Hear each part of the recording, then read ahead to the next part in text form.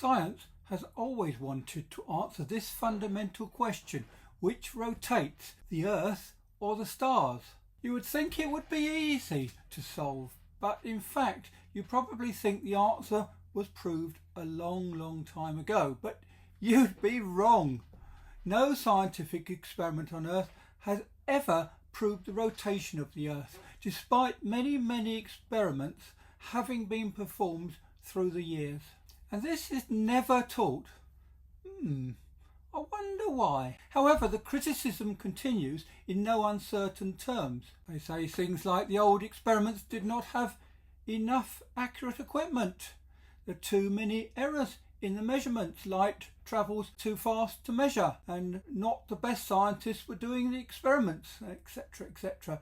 But most importantly, these naysayers do not put these experiments in the scientific context of the history of their time, and indeed therefore the consequences they had. So enter Sir George Biddell Airy, who was an English mathematician and astronomer, as well as the Lucasian Professor of Mathematics and the 7th Astronomer Royal from 1835 to 1881, and he had many achievements. But in his role as Astronomer Royal, Airy established a new prime meridian at Greenwich in 1851, which became the definitive internationally recognised line in 1884. He was a Fellow of Trinity College, Cambridge, and in 1836 he was elected a Fellow of the Royal Society. So Airy was one of the top scientists of his time,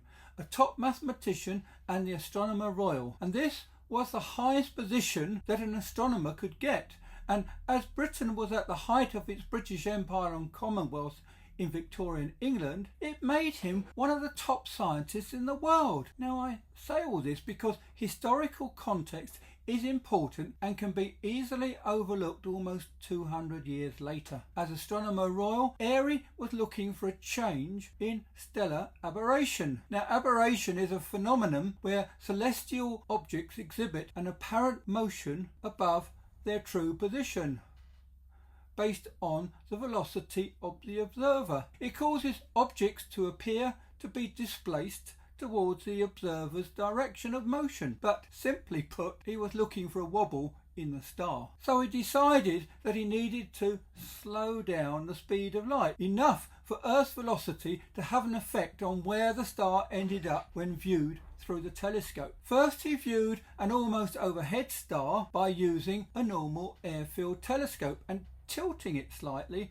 until it was at the centre of observation. Then he filled the telescope with water to slow down the speed of light inside, and then observed any change in the tilt angle to view the star in the centre again, which should have moved within the telescope. He expected to change the tilt, calculating such as if it was indeed the Earth moving. However, Airy failed to prove this, since the starlight's angle did not change, and so instead he proved that the Earth was not moving. So the experiment became known as Airy's failure, and proved that the stars move relative to a stationary Earth and not the other way round. So within the context of the scientific world, this shook the establishment.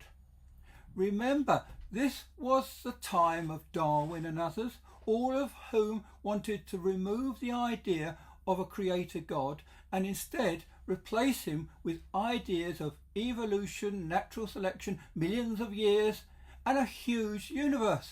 Should the stars revolve around the Earth and the Earth were at the centre of the universe, this idea would be abhorrent and inconceivable to the beliefs and religion of scientists then, and indeed ever since. So Airy's experiment was written off as a failure, but it should, and even now, give you something to think about.